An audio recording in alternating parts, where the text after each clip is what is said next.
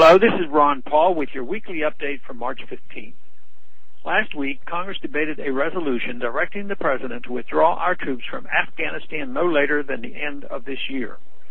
The Constitution gives the power to declare war to the Congress, so it is clearly appropriate for Congress to assert its voice on matters of armed conflict. In recent decades, however, Congress has defaulted on this most critical duty, essentially granting successive presidents the unilateral and clearly unconstitutional power to begin and end wars at will. This resolution was not expected to pass. However, the ensuing debate and floor vote served some very important purposes.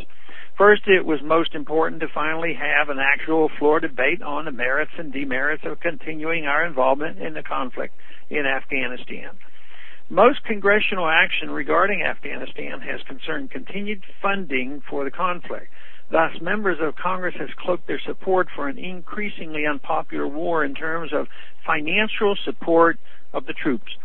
But last week's resolution had nothing to do with funding or defunding the war, but rather dealt directly with the wisdom of an open-ended commitment of U.S. troops and hundreds of billions of dollars of taxpayers' money in Afghanistan. Members opposing the resolution had to make their case for the ongoing loss of American lives as well as the huge expenditures required for an intractable conflict.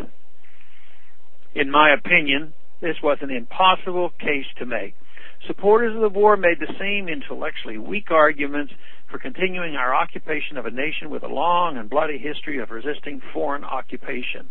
Ultimately, the war supporters in Congress prevailed in the vote on the resolution.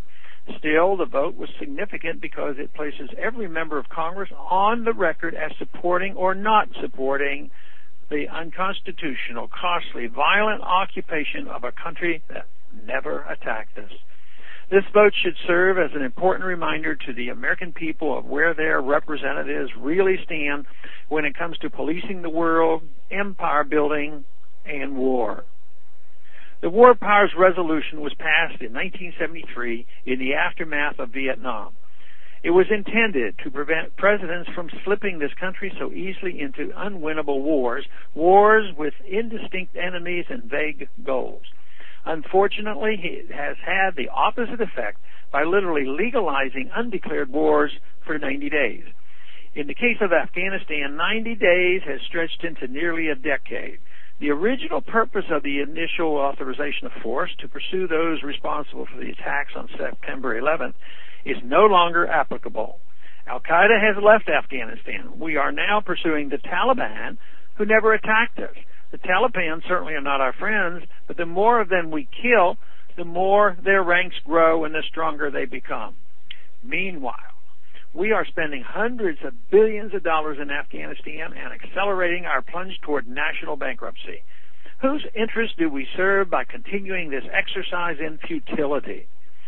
Osama bin Laden has said many times that his strategy was to bankrupt America by forcing us into protracted fighting in the mountains of Afghanistan.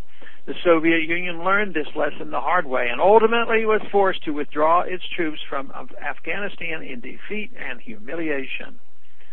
This same fate may await us unless we rethink our policy and resist any escalation of our military efforts in Afghanistan. Our troops should be used for defending our country, making us safer and stronger at home, not for occupying foreign nations with no real strategy or objective. Thanks for calling this update. A new update is placed on this number, 888-322-1414, every Monday. The written text can be found on my website, www.house.gov/Paul, under the heading Texas Straight Talk. Thanks for calling.